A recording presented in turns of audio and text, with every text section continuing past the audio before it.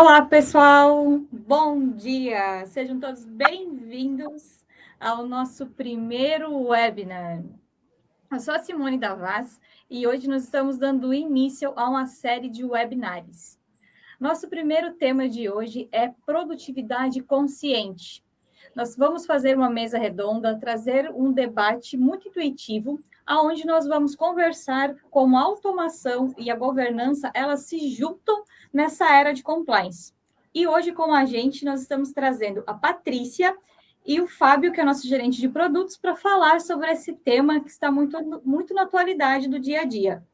Patrícia, se apresenta um pouco, conta para a gente quem você é, o que você faz, e também o Fábio subindo ao palco e se apresentando um pouquinho.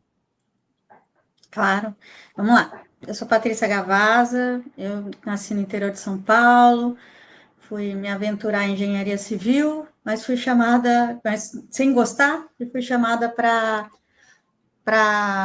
por uma instituição financeira para fazer parte de um grupo de engenheiros de faculdade de primeira linha para ser treinado em tecnologia. Então, desde lá, eu faço parte, né, de tecnologia para o mercado financeiro.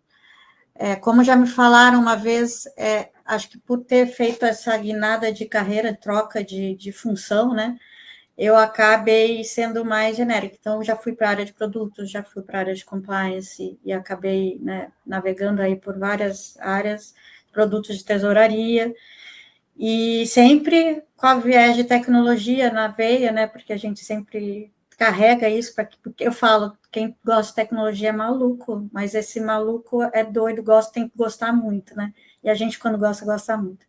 E acho que foi um desses motivos que eu fiz essa transição de carreira, porque é algo que me fascina e me faz querer estudar e estar sempre antenada, e nesse trajeto, muita coisa mudou, né? Muita coisa se transformou, mas acho que as dificuldades continuam sendo, em termos de segurança, continuam sendo as mesmas, né?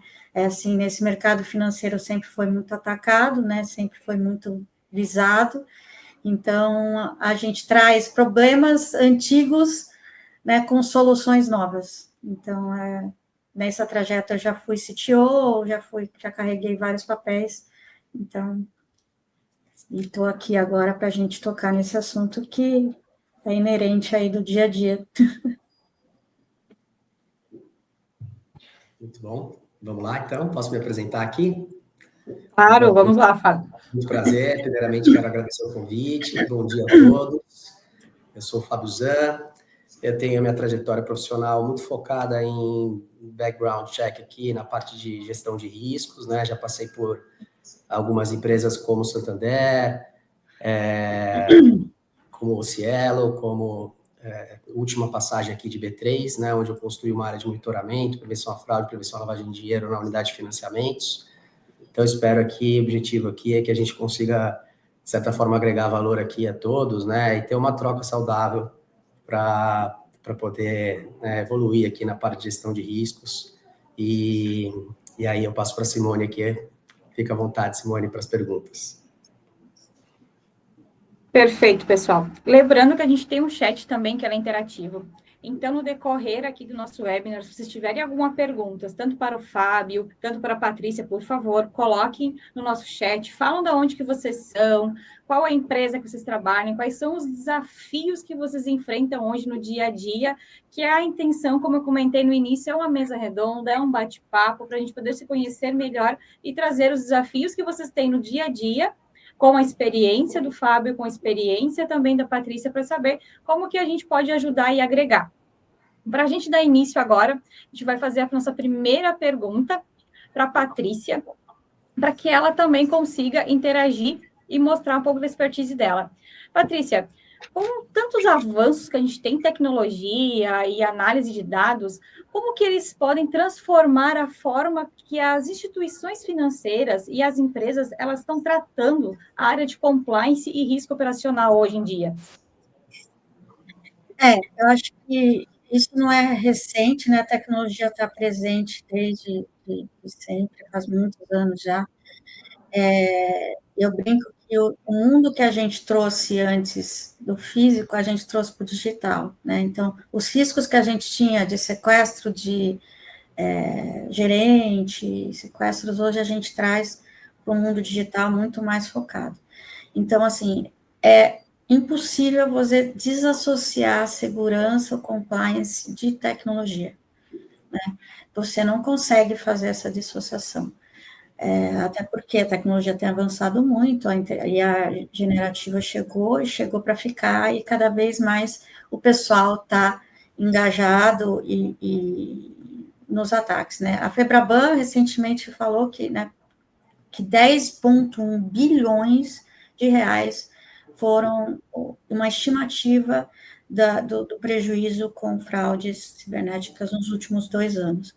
Isso a gente sabe que é um número irrisório, porque nem tudo vem para a mídia, nem tudo é exposto, né? Então, assim, é algo que a gente não pode deixar mais sem visão, sem trazer essa preocupação para as empresas, para dentro das empresas, né? A gente tem que viver segurança, tem que ser uma cultura interna, e isso tem que, sem a tecnologia, a gente não consegue trazer, sem dados estruturados, sem informação, a gente não consegue identificar e atacar de forma imediata, porque isso, normalmente a velocidade é muito rápida, então você tem que conseguir identificar de uma uma velocidade muito rápida, e ter expertise suficiente para barrar, e depois repensar como que o ataque ou o que aconteceu, né? A gente tá na mídia aí, a gente tá vendo tudo que aconteceu recentemente, e eu falo que quando eu entrei, né, no banco, eu achava o máximo, assim, né, eu era recém-formada, eu me formei super nova, eu achava o máximo já a expertise que eles tinham no caixa eletrônico. Ali eles já mediam como cada pessoa que ia sacar, o quanto tempo ela demorava para digitar a senha, o quanto tempo ela demorava para acessar a tela. Então, já era uma análise comportamental. Então, a gente vê que as instituições financeiras, porque lá o caixa eletrônico, quando a gente falava de dinheiro físico, tudo bem, tem minha idade, né? Mas, assim, quando a gente falava de dinheiro físico, era ali que estava nosso maior risco de fraude, né? Então, os caixas eletrônicos eram algo que a gente tinha que ter uma maior preocupação como instituição financeira.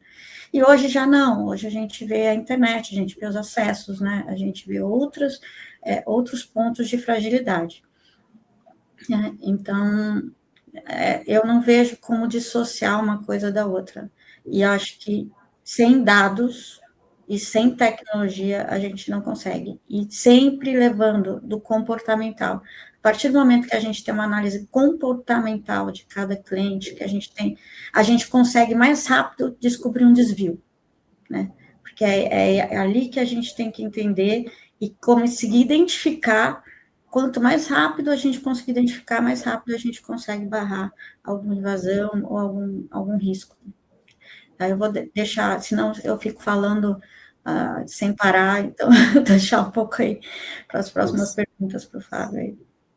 Não sei se o Fábio quer comentar mais alguma coisa. Eu acho que ela faz uma conexão boa aqui, né, Patrícia, com relação à parte comportamental. Então, eu vejo da mesma forma que é importante que você identifique o comportamento, né, e faça perguntas sobre qual que é o seu risco, né, o que você tem de risco no seu negócio e como é que você está em termos de apetite ao risco, né, qual a assunção de risco que você pode correr. Então, acho que identificar isso é muito importante para que você consiga estabelecer controles e fazer de forma bem eficiente aqui a gestão de riscos. Aproveitando também esse ponto, Fábio, na sua visão, hoje, aonde estão as maiores e as principais métodos para você começar, né, fazer uma automação de tarefas, até mesmo monitorar um evento contínuo, ou uma análise preditiva disso? Perfeito. Acredito muito aqui que a gente tem metodologias hoje que são subsídios para que a gente consiga fazer de forma bem eficiente, né, e usando o mínimo de recursos possíveis. Quando a gente está falando aqui de automação de tarefas ou de regras, né, ou de qualquer natureza, a gente tem que pensar duas coisas, né? A primeira coisa é, quem é meu cliente, né, de fato? Qual que é o padrão de operações e qual não é o padrão de operações que eu tenho? E a partir disso, você entender quais são os controles que você precisa medir, precisa visualizar, e fazer na entrada, uma entrada muito forte, baseada na abordagem baseada em risco, né, que é a IABR, onde a gente consegue classificar esse cliente do ponto de vista de alto, médio, baixo risco, outras graduações, e com isso você pode acompanhar esse cliente no ciclo de vida, né, que ele estiver com você. Então, o que eu digo é importante identificar quais são os riscos para o seu negócio e quais os controles que você precisa ter, né, para conseguir, de fato, mensurar e avaliar a migração desse risco enquanto o cliente está na sua carteira.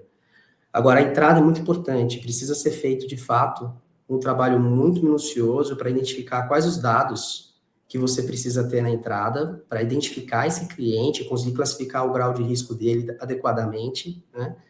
E aí, o monitoramento contínuo e o onboarding, eles são paralelos, eles precisam estar sempre em um olhar 360.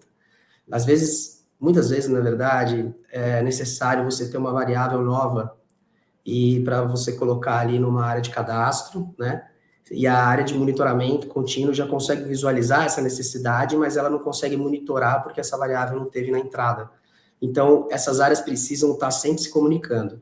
É muito importante que exista uma sinergia muito grande entre essas duas partes, para que o cliente que ele entre já no mesmo modelo de onde vai ser monitorado e se converse, né? Porque isso é um gap que existe muitas vezes, eu já passei em algumas empresas e eram gaps, né? A área de cadastro sempre é uma área complexa do ponto de vista de atualização cadastral, tem várias legislações envolvidas aqui para várias indústrias, então, mas acho que o comum e o padrão que a gente não deve nunca perder de vista é que essas duas áreas precisam trabalhar com comunicação ativa e contínua. Ótimo. Complementando um pouco aí o que o Fábio falou, né, concordando plenamente, acho que é o conheça o seu cliente, né? Não só, eu vou tentar não usar tanto o mercado financeiro como exemplo, mas vou acabar usando porque foi a minha carreira toda, né? Assim, a gente tem o conheça o nosso cliente e agora a gente tem a preocupação que mostrou-se que tem sido falha, conheça o seu parceiro, conheça o seu fornecedor, conheça para quem está te atendendo, né? A gente teve aí o recente caso aí da fraude, né, que teve ali no Banco Central, na conta reserva, e a gente viu que foi a partir de um fornecedor, né? Então, é sempre com ferramentas e com dados a gente tentar fazer essa análise. Houve uma falha, né, de tanto de você conhecer o seu parceiro e conhecer o seu colaborador, né? E assim, gente, falo que é que nem namoro. A partir do momento que você vai namorar alguém, você tem que conhecer o histórico dele, né? Gente, você tem que saber pelo menos como que ele viveu até ali para tentar entender o próximo comportamento dele, se ele vai desviar ou não. Claro que acertar 100% a gente nunca vai acertar, né? O risco sempre vai existir. Mas, assim, quanto mais a gente conseguir mitigar o risco, menor, né, mais blindado a gente está, e assim, falando assim, sem esses dados, sem essas ferramentas, assim, a gente, né, quando a gente fala ali que o Banco Central teve a iniciativa do Open Finance, é o que é você tentar equalizar o conheça seu cliente, né, claro, a pessoa passa a ter domínio dos próprios dados, então eu sou dona do meu próprio dado, eu posso passar meu histórico do banco X para o banco Y, porque eu sou dona dessa informação, mas o intuito do Banco Central era, cara, todo mundo precisa conhecer essa pessoa igualitariamente e não uma instituição como a outra. Então, é sempre o que o Fábio falou, é o comportamento, a gente analisar o cliente e saber, tentar ter uma previsibilidade para mitigar risco, mas claro, o risco sempre vai existir. Patrícia, e agora, fugindo, né? um pouco das perguntas, aproveitando esse teu gancho que você está falando, dos eventos da atualidade que está acontecendo, e a gente está ciente disso, acompanhando na mídia, você tem uma bagagem muito grande com as experiências. Tu terias algum case de sucesso que você já compartilhou, que você já vivenciou com a sua experiência, que você poderia comentar ou dar algumas dicas de como você pode colocar isso na prática? Porque a gente sabe, como você comentou no início, tens que conhecer o teu cliente, tens que conhecer até mesmo o seu fornecedor, a pessoa que você está colocando para dentro da sua empresa.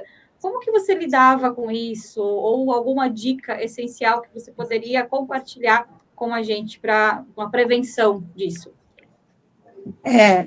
Eu coloquei, da mesma forma que a gente tinha ali o cadastro, né, de pessoa física, pessoa jurídica, a gente sempre tenta, numa instituição financeira, tenta blindar ao máximo, ter mais informação, e por mais que a gente tenha tecnologia, eu acho que o Fábio falou esses dias entre o equilíbrio entre o manual e a tecnologia, né, o quanto, mesmo por mais que a gente tenha IA, a gente tentar ter um equilíbrio, porque sempre, a gente vai colocar um score ali, a gente vai ver uma análise de risco, mas a gente, né, dependendo do risco, a gente define um operacional para alguém estar dando uma olhada ali no cadastro, garantir, porque assim, já teve fraude de diretores pessoas passando por diretores de empresa, eles tinham toda uma documentação, tudo, faziam live, tudo, e a gente teve que investigar essas pessoas físicas. Hoje a gente vai no nível de não só a pessoa jurídica e as pessoas físicas envolvidas, mas quem é o contador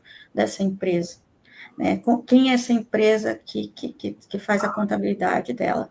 Então, assim, a gente está indo, e assim, recentemente mostrando aí o que a Caixa Econômica fez, conseguiu né, prender alguns dos fraudadores, ele foi no nível de ir atrás, acompanhar o movimento de criptomoeda da USDT, para ver, ele achou um movimento estranho e conseguiu linkar as coisas e identificar.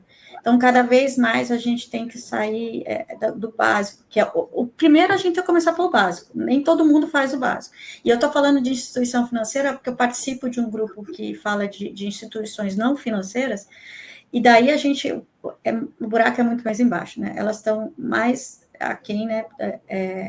A preocupação nossa, ali no grupo, é como que a gente faz com que as instituições não financeiras também tenham essa preocupação. Mas né, a gente falando aqui em case de sucesso, então, foi isso, a gente começar a colocar score, nível de risco, daí a gente coloca uma terceira e vai ampliando ali os pontos de análise que a gente tem nesse cadastro, para tentar mitigar. Daí, você fala, funcionou? Cara, funciona 100%?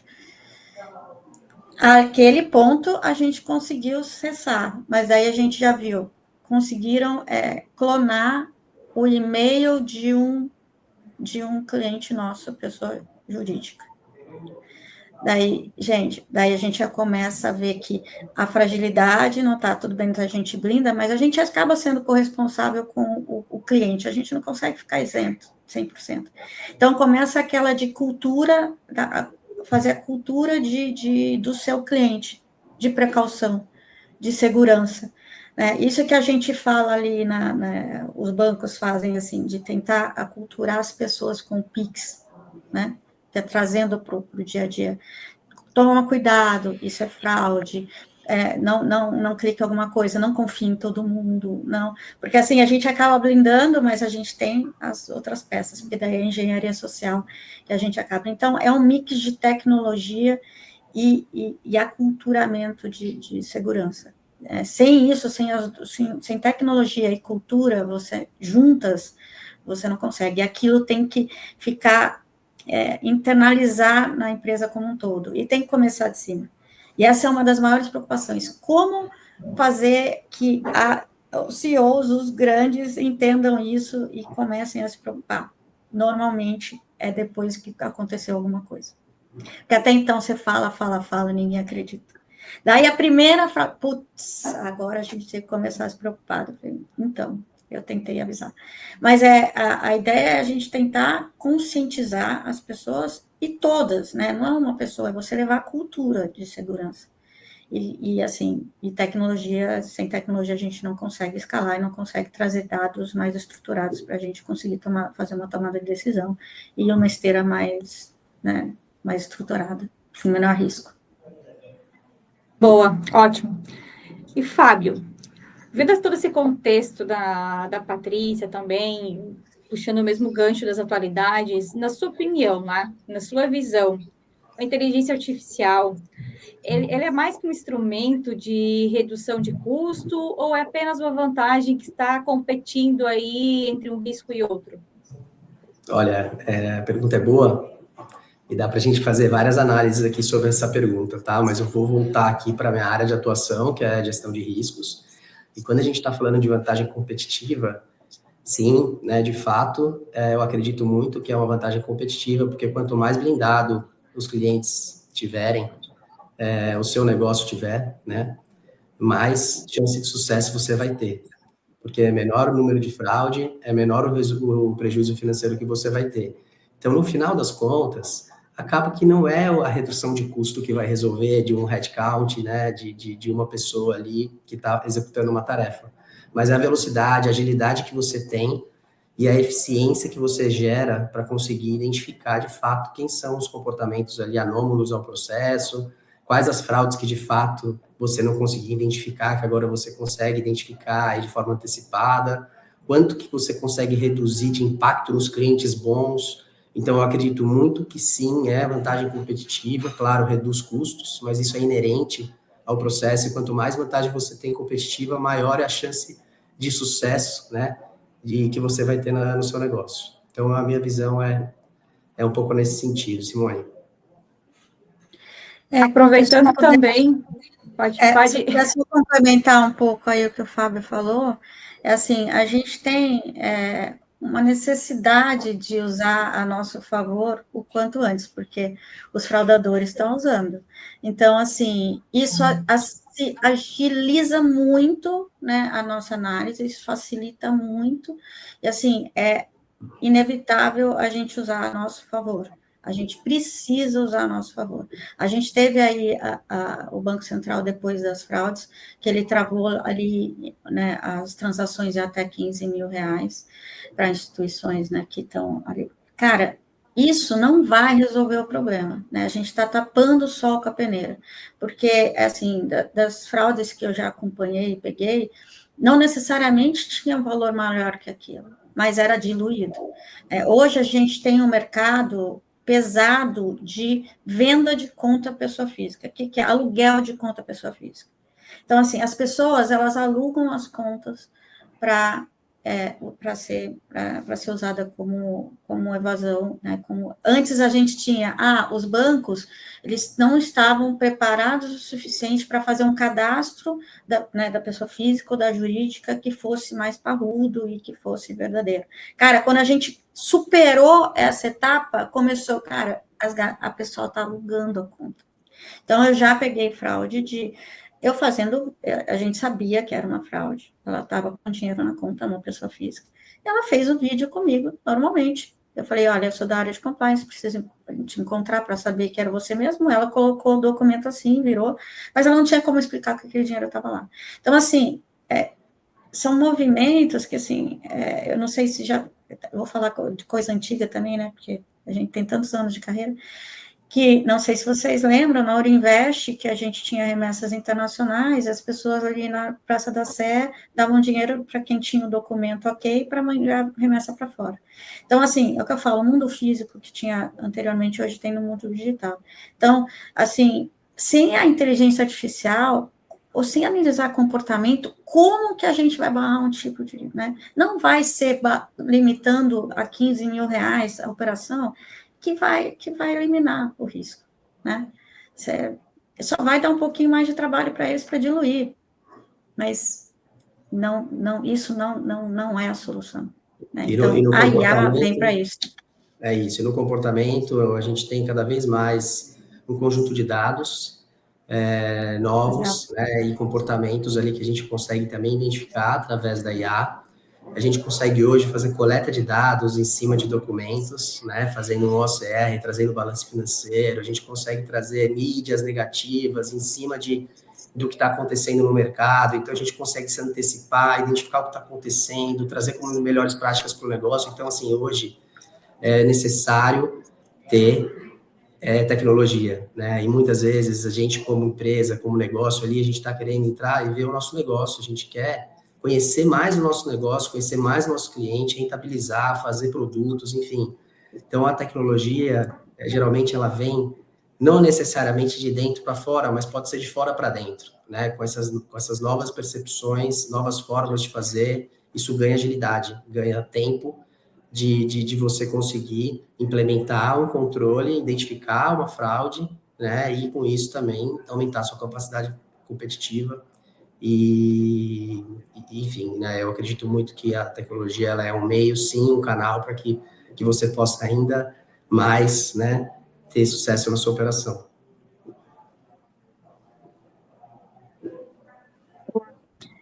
E hoje a gente sabe que mais ou menos cerca, aí vamos ser mais ou menos umas 80% das empresas em si que trabalham com compliance, o processo delas é muito manual, né?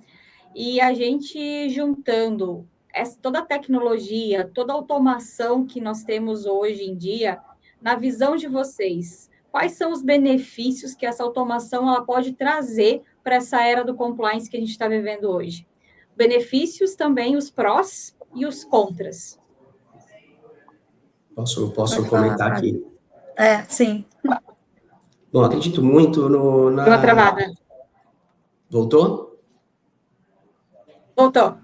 Boa. Bom, acredito muito aqui na questão da agilidade, né? Hoje a gente já consegue pegar uma base transacional, colocar dentro do modelos ali de IA e fazer perguntas que tragam comportamentos que antes era necessário um data science fazendo uma modelagem de 10 dias para conseguir chegar num simples resultado, né? De um comportamento, por exemplo, ou de um conjunto de eventos que possam te trazer qual que é o comportamento padrão de um determinado usuário, cliente, frente de produto e etc. Então, isso agiliza muito. Você agiliza a identificação e o conhecimento do seu negócio. Quando você associa isso à expertise de time, a soluções de ponta, né, tecnologias bem desenvolvidas ali, de fácil visualização, de fácil navegação, né, com controles, com auditoria, com formas que você também consegue controlar tudo isso. Eu acho que aqui a tendência é a gente ter muito ganho, né, na operação. Quando a gente está falando de compliance, a gente está falando de prevenção à lavagem de dinheiro, a gente está falando de onboarding, a gente está falando de monitoramento, tudo isso é regido de uma série de normas, né, todos sabem, então a gente precisa, de fato, seguir o que temos como melhores práticas, como a legislação vigente, mas a gente nunca pode esquecer que a nossa operação, ela sempre pode ser mais eficiente, né? E como que ela pode ser mais eficiente? A gente pode usar o que tem de tecnologia de ponta, a gente pode pegar os nossos processos, por exemplo, que são processos manuais e transformar esses processos que já são maduros em automáticos. A gente pode agregar valor com novos dados, novas fontes, né? Mas tudo isso precisa ter pessoas capacitadas na operação para que você consiga, de fato, fazer acontecer, né? E precisa ter uma visão aqui de cultura de riscos, né? Que foi um pouco do que a Patrícia comentou aqui no início da nossa conversa. A cultura de riscos, ela é fundamental. Muitas empresas não têm a cultura de risco porque não identificou ainda, de fato, ou não teve um evento, um acontecimento que pudesse, de fato, ter tido um prejuízo financeiro ou ainda maior o prejuízo de marca, né, que possa derrubar e acabar com a empresa. Então, é muito importante ter essa visão do que é o risco para o seu negócio. Muitas vezes a gente faz gestão de risco achando que a gente está fazendo o melhor, mas nem sempre. É importante a gente sempre voltar para dentro essa pergunta e, de fato, falar o que oferece risco para o meu negócio com tanta mudança, com tanto comportamento diferente de fraude, né, com esse mundo que a gente está passando de inovação tecnológica rápida, e vem junto. A fraude vem junto, né, o comportamento novo do fraudador vem junto, mas sempre vai ter características que a gente pode identificar e fazer a gestão de riscos aqui também para para mitigar qualquer novo comportamento aqui que apareça. Acho que é um pouco essa minha visão aqui, tá? Dos benefícios, agilidade e eficiência. Tem mais um ponto, complementando o que você está falando, tem mais um ponto que eu acho super importante, assim, quando a gente fala que a gente não está usando tecnologia, a gente está fazendo manual, assim, não deixa de usar a tecnologia, quem está fazendo manual acaba indo atrás de ferramentas, entra no Google, faz uma pesquisa, etc. e tal. Mas o que acaba acontecendo? Você está fazendo um trabalho individual. Então, aquela pesquisa que você tem é uma análise sua, né? Que você está ali como compliance, como cadastro, fazendo aquela análise da pessoa, mas é uma visão que tem vários pontos cegos. E quando você está numa ferramenta, você está trazendo dados que não só você vai olhar, mas tem outras empresas olhando. Então, assim, você vai trazer um conjunto de análises de várias outras fontes e de vários outros pontos de vista que você vai agregar, né, valor à tua análise. E, assim, não adianta uma instituição trabalhar sozinha. Tem que ser um ecossistema. A gente viu no Pix, quando a gente foi implantar o Pix, que, cara, no começo tinha muita fraude, não sei o que lá. Gente, existiu um grupo de bancos, eu nunca vi tantos bancos se unirem de uma vez só.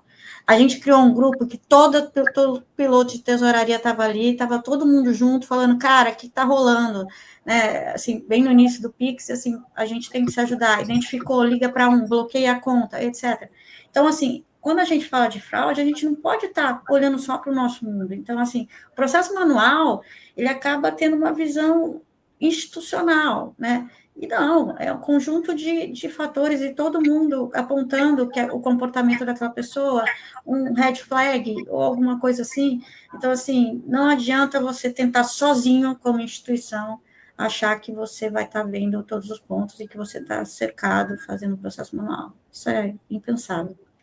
Nessa linha, Patrícia, eu até aproveito aqui para fazer uma chamada que está bem ligado aqui, né, ao que você comentou, e fazer uma chamada aqui os participantes, que se vocês quiserem aprender um pouco mais sobre inteligência artificial, de como aprimorar, né, os seus processos de decisão, na prática mesmo, a gente está abrindo uma lista aqui de espera, tá? Que é exclusiva para quem está participando aqui do nosso webinar.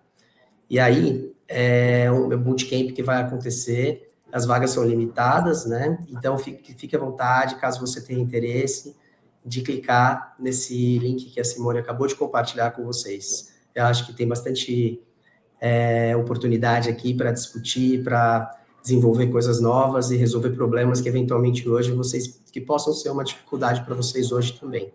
Então, fica aqui o convite. Bom, vamos seguir, pessoal. Quem está participando com a gente também, se tiver alguma pergunta, por favor, pode acionar, pode colocar no chat, que a gente vai lendo as perguntas aqui, vai direcionando para a Patrícia e também para o Fábio, tá? Agora, uma pergunta também para a Patrícia, tocando um pouco no tema aí da IA.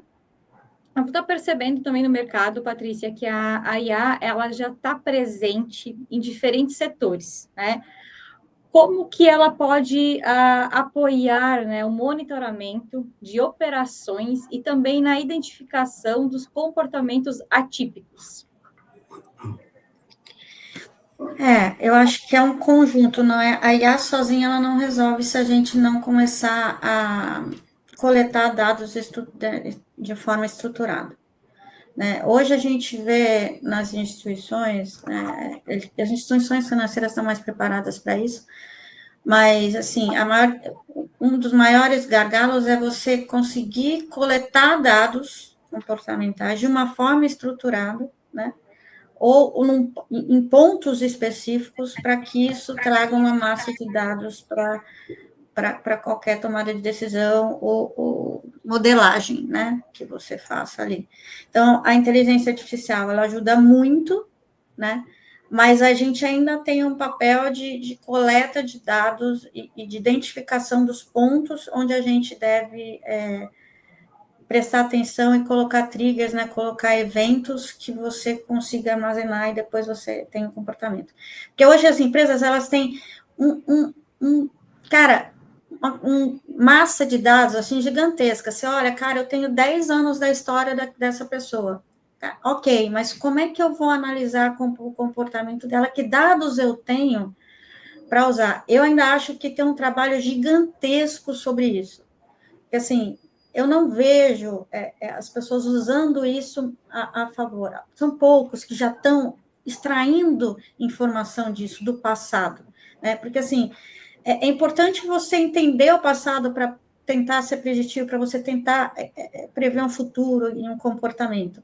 Então, assim, ainda tem muito chão, assim, apesar da tecnologia estar tão avançada, na prática, no dia a dia, ali dentro da empresa, ainda não são todas que estão tentando explorar, né, essa massa de dados, essa massa de histórico que elas têm, né?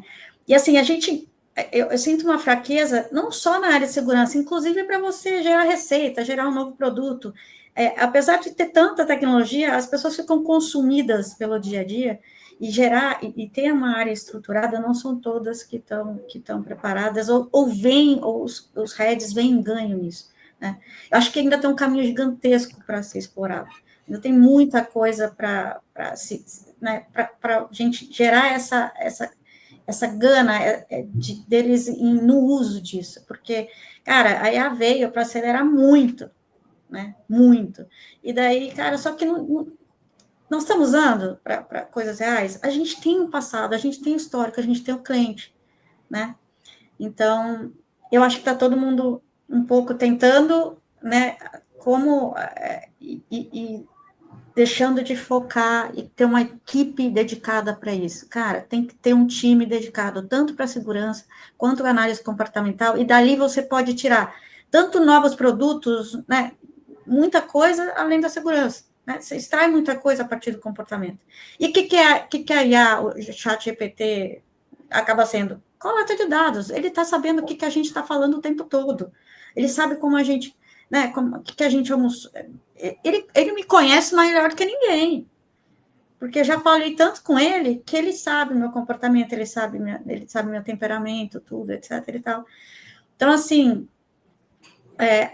essa é a maior, é o que mais valor tem hoje, né, quando você fala mundo, é o comportamento das pessoas. Dali você consegue manipular as pessoas, daí tem, né, aquelas... Né, teoria da conspiração. Mas não, a gente sabe que a gente é manipulado ali pelo Instagram, porque eles já conhecem a gente, sabe como, né, fazer uma venda, etc. e tal. A gente, né, é manipulado por isso que todo mundo fala que trabalhava no Google, que as crianças deles não vão ter acesso à tecnologia. Mas, gente, não adianta, esse é o nosso mundo. É tecnológico, a gente está exposto, e a gente tem que usar isso para o bem. Né, pegar essa massa de dados, entender o comportamento e ver como é que a gente pode explorar isso em termos de segurança, até para a própria pessoa, até para o próprio cliente, né, porque a gente fala ali não só no nível institucional, mas de segurança para o cliente. Quando a gente fala de Pix, vou barrar uma transação, vou pedir uma selfie a partir de um determinado valor. O que é isso? Você está protegendo a pessoa de perder aquele ativo, né, de perder o dinheiro, né, evitar uma transação fraudulenta. Então, assim, eu acho que tem mundo a ser explorado ainda, né, a gente ainda não sabe qual vai ser o futuro, porque muita coisa vai acontecer muito rápido, e a IA veio para dar uma celeridade aí, e uma interrogação do que vai ser muito mais rápido. A gente já tinha essa interrogação no passado, mas agora vem uma velocidade gigantesca. Vamos lá, a gente tem uma pergunta aqui do Paulo, que ele mandou uma dúvida, né? Que novas competências o profissional de compliance precisa desenvolver para acompanhar a evolução do mercado? Bom, boa pergunta, Paulo. Vamos lá. Eu acredito aqui que a gente tem competências de várias naturezas aqui. Então, assim, para a gente começar a falar, eu gostaria de dizer o seguinte: Compliance é um termo genérico e amplo quando a gente está dizendo do compliance nas organizações, né? Compliance não deixa de ser um processo ali de você estabelecer normas, políticas, condutas, né? Para que a gente tenha de forma formalizada e que isso seja seguido, né? E mais do que isso, né? Compliance hoje em dia tem chapéu de onboarding, tem chapéu de regulatório, tem chapéu de prevenção à lavagem de dinheiro. Então, acho que o compliance aqui engloba muitas discussões, mas assim, voltando à pergunta, hoje eu acho que a gente está numa era, acho não, tenho certeza, né? Estamos numa era digital, e é a era digital junto com inteligência artificial. Não se faz sentido não ter competências dessa natureza hoje em dia na operação. Precisa, é necessário. Para você hoje fazer perguntas, que eu acho que é onde está a competência mais valiosa aqui, que são fazer boas perguntas, né? Para que você consiga identificar de fato o que você precisa ou resolver um problema, e você precisa fazer perguntas na IA, né? Então, se você faz perguntas inteligentes de forma bem escrita, objetiva, você consegue ter respostas rápidas e consegue também ser mais conclusivo numa análise ou em qualquer natureza. Então, assim, eu acho que a primeira coisa é Data Analytics, né? Pensar em Data Analytics aqui é fundamental na era digital, quando a gente começa a fazer perguntas com Data Analytics, onde a gente faz uma pergunta numa base de dados, traz uma resposta, você começa a melhorar cada vez mais aquele modelo, isso torna produto, né? Torna produto interno, torna produto para o cliente, torna a sua operação, né, mais eficiente. Então, você tem uma série de ganhos quando a gente está falando de Data Analytics. Eu acho que uma outra tendência, que já não é também tão tendência, já é o que está acontecendo, é a gente fazer automação com inteligência artificial, né? Que entra um pouco na questão aqui de como melhorar os processos internos da operação.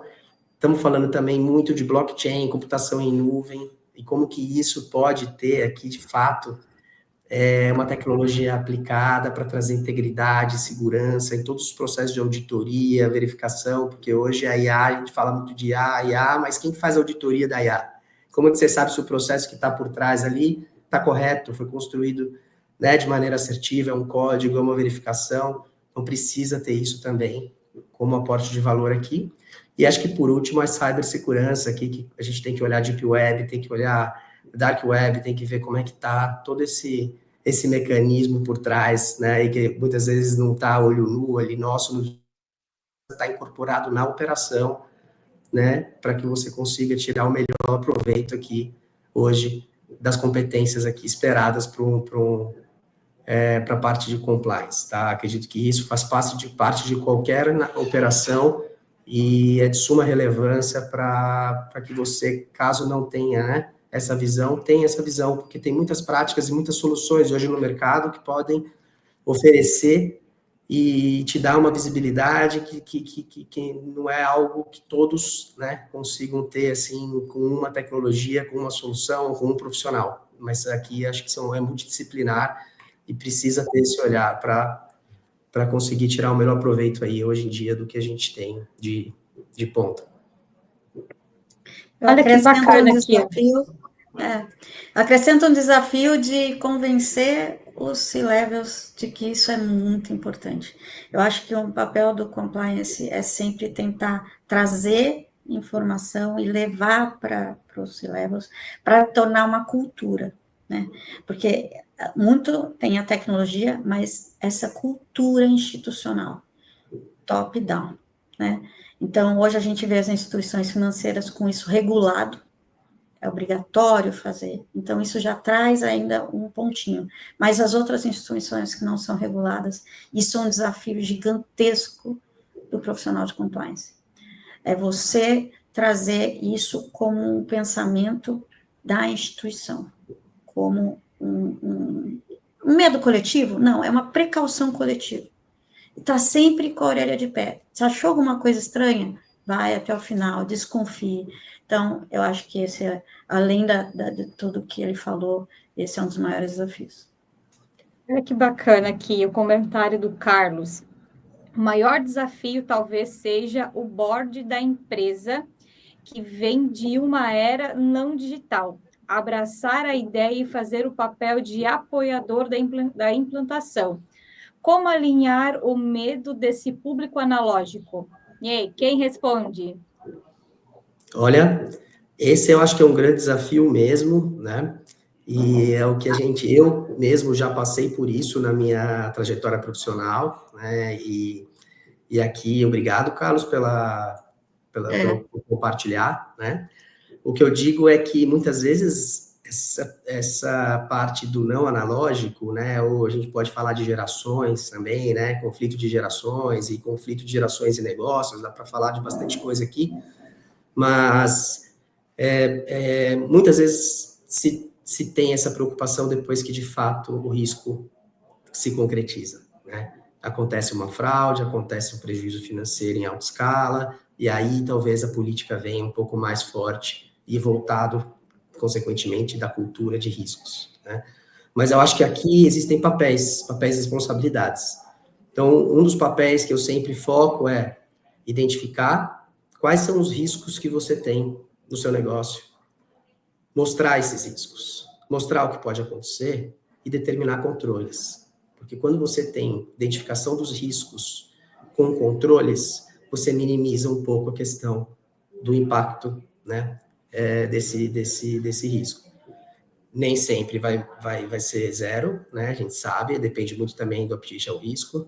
Mas, Carlos, aqui o que eu acredito muito nessa questão do analógico e digital é que é um conflito de gerações. Eu acho que cada vez mais que a gente mostrar resultado, mostrar o quão ela é importante, quanto que ela faz a diferença na operação e quanto que a gente consegue gerar de resultado, né, com o digital, é mais provável que a gente consiga ter um processo aqui gradativo de convencimento, ou pelo menos de mostrar esses resultados, né, na prática, mesmo que com poucos esforços. Sim, esse ponto é muito bacana, né? E no fim tem tudo a ver com o que eu falei antes até de ler.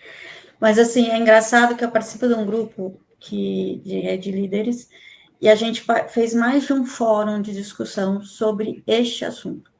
Exatamente isso. Como você leva para os heads, como que você convence, porque essa é a maior dor de todos os profissionais, né, de cibersegurança, de compliance, tudo, como você convence, né, o comitê executivo de que isso é essencial, de que isso é prioritário. E é engraçado que, assim, a discussão, foram mais de uma reunião sobre isso, e a gente discutindo e tentando, não sei o que, cara, não existe, assim, você tem que levar dados estruturados, água mole em pedra dura, tanto bate até que fura, falando de uma forma muito prática, né, você tem que ficar levando dados e trazendo o que está acontecendo no mercado, etc. Na prática, nos fóruns de discussão, eles falaram, a maioria só foi na raça mesmo, a hora que teve prejuízo financeiro, falou, puta, agora, legal, vou ter que partir para essa. Mas o que, no final, assim, o que a gente acha é que a regulamentação, às vezes, vem muito nos apoiar nisso. Então, claro, quando a gente fala de instituição financeira, a gente tem o apoio do Banco Central, que ele exige isso, né? Ele tem alguns pontos ali, mas a gente tem que, no fim, várias instituições ficam fazendo o mínimo, né? O mínimo regulatório para cumprir aquilo. Mesmo assim, mesmo tendo regulatório. Mas, assim, é criar políticas e tentar a gente, né, trazer isso, mas é o maior desafio. Ainda não existe resposta fácil, né? Sim. Não tem o pulo do gato. Cada CEO tem, né, tem uma cabeça. A gente fala que, eu falo que CEO, se não for maluco, não é CEO. Porque, assim, para você ser empreendedor no Brasil, cara, tem que ser muito doido. Né? Tem que vida louca, vamos embora, vai acontecer e vamos arriscar meu patrimônio. Quem abre banco, então, nem se fala. Né, assim, eu coloco o pé neles no chão e falo assim, não, peraí, vocês têm noção do que vocês estão fazendo? Então, assim, sempre tem, o CEO, ele tem uma visão mais diferente, cada um tem um perfil, né? Então não existe resposta fácil. Né? E eu enxergo isso como um dos maiores desafios. Porque se você não convencer o comitê executivo, essa cultura, você não consegue descer a cultura para a instituição como um todo. É muito difícil você aculturar. E hoje tem que ser tanto tecnologia associada à cultura. né, para mitigar a engenharia social. E se eu puder complementar a minha fala anterior, gostaria de comentar aqui, Carlos, que é importante ter prova de conceito, né? Porque muitas vezes não ser da era digital, mas e o fato de ter aqui uma falta de apoio na implantação do CEO ou do board da empresa, muitas vezes a prova de conceito ajuda, sabe? Fazer algo numa escala menor, mas que mostre já como um teste de valor para aquela implantação, né? Então, acho que isso pode ser antecedente e de valor para que você consiga convencer esse público que é um pouco mais da era não digital. Ótimo. Pessoal, temos menos de 10 minutos para encerrar o nosso webinar. Então, vamos fazer um bate-bola. Já que a gente está falando de produtividade consciente, automação e governança nessa área de compliance, quero que vocês passem para nós dicas de ferramentas que vocês possam utilizar para ajudar na produtividade da pessoa de compliance, do profissional de compliance aí do dia a dia. Fábio, para ti essa bola. Olha, eu sempre tive mais voltado na visão aqui do cliente, né? Quando a gente está falando de soluções tecnológicas antifraude, etc., porque no final todos nós somos clientes, de alguma forma, alguma natureza, mas eu fiquei bastante feliz de ter conhecido a Avast, né? Acho que aqui a gente tem uma solução que ela permeia e faz um cross muito importante quando a gente está embarcando tecnologia de IA dentro de um workflow, de um motor de decisão.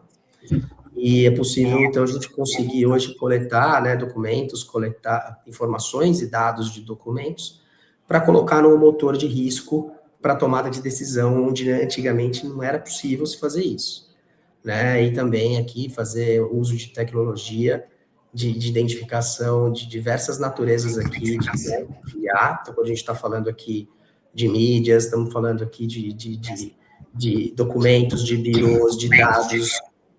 Você começa a ter um hub de informações concentradas ali, né, para que facilite toda essa jornada da análise de risco, tá? Então, isso eu acho que fez uma diferença muito grande, mas complementando, acho que, né, como eu comentei anteriormente, tem visões importantes aqui que precisam ser complementadas com cybersecurity, né, com a parte de blockchain, para poder fazer toda a rastreabilidade ali do que está sendo desenvolvido, implementado, né, com novas tecnologias. Então, acredito aqui que seja uma junção de várias tecnologias, né, de várias partes, onde você tem a parte da operação, você tem a parte do controle e você tem a parte ali da governança. Então, acho que seria um pouco isso aqui que eu poderia comentar. Ótimo. Patrícia, o compliance, ele costuma ser visto como uma obrigação regulatória. Você já comentou um pouco antes disso. Mas uma dica sua de como mostrar que ele pode ser também um diferencial estratégico e competitivo dentro das empresas. Acho que um pouco do que a gente comentou, né? A hora que a gente fala de data analytics, de comportamento, de você analisar, você extrai muito mais do que só a segurança, do que só, né? Você consegue entender um pouco mais quem é seu cliente, né? O que ele necessita, e muito disso você pode ou produtizar ou melhorar o produto, né? Porque você consegue conhecer melhor o teu cliente, você consegue saber o que ele deseja, o que ele precisa, como é que ele se comporta, né? Como que teu produto está, né, ao longo da trajetória dele dentro da instituição, quais produtos ele mais contratou, ou qual que é o comportamento, o que eu posso ofertar, como fazer algo, a partir do momento que você conhece seu cliente, você consegue personalizar, né? Que eu acho que é muito a ser explorado. Muito lá atrás, a gente se falava já de um UX mais fluido. Assim, você entra numa conta do banco falando assim, ai, que delícia, vou entrar no meu aplicativo de banco. Puta, que saudade dele. Não, você não entra, você entra para resolver algum BO, você entra para, né, Cara, não é. Você não quer outro, não né? é. Você não quer outro. Então, assim, lá atrás a gente já falava de entender o comportamento das pessoas, entender onde está o lazer delas para a gente gerar, né, um processo mais fluido, você trazer uma experiência mais prazerosa numa contratação, ou né, na compra de um produto de uma forma mais fluida, sem ter que... Né? E isso ainda tem muito a ser explorado. Então, assim, você tem muito que entender. Eu conheço o cliente você não traz sua segurança, né? Com esse data analytics, com essa diligência de você conhecer o que está acontecendo, não só como cliente, como dentro da empresa, você melhora o processo, né? Você pode melhorar os processos internos e mitigar, você pode tirar muita coisa da caixinha ali. Eu acho que é uma área que, com o Data Analytics ali, você pode mudar todo o teu operacional, velocidade, qualidade e receita. Então, são vários os aspectos, as esferas ali que você consegue trazer, tendo uma maior diligência ali no teu compliance, no teu conhecer do teu cliente, etc. Acho que tem muito a ser explorado ainda. Muito bom. Isso. Quero agradecer vocês, Patrícia. Muito obrigada por ter aceito Eu esse que agradeço. Fábio também, agradeço obrigada. É um prazer. Eu adoro falar, tem que tomar cuidado. Maravilha, somos duas também, não tem problema. A intenção realmente é essa, é um webinar em formato de mesa redonda para que a gente fale sobre temas da atualidade, traga realmente o que faz sentido para as pessoas, no sentido da área de compliance, do que está acontecendo no dia a dia. Teremos mais webinar, então quem está assistindo, quem está acompanhando a gente, por favor, sigam a gente aí no nosso canal do LinkedIn, principalmente. Fiquem atentos também à caixa de e-mail de vocês, são as pessoas que se inscreveram no webinar, vão receber a certificação, a nossa comunicação pós o evento. Todo mês a gente vai estar fazendo um webinar para vocês no canal da VAS, tanto via LinkedIn, também via a YouTube. Se inscrevam no nosso programa de Bootcamp também. Está o link para vocês aqui, que eu vou direcionar novamente para que vocês consigam se inscrever, deem a sua opinião, seu feedback, que é muito importante para a gente também. Pessoal, muito obrigada pela presença de todos. Pati, Fábio, mais uma vez. Obrigada. Muito obrigada. Foi um prazer. Até breve. Obrigada. Tchau, tchau. Até. Tchau, tchau. Tchau.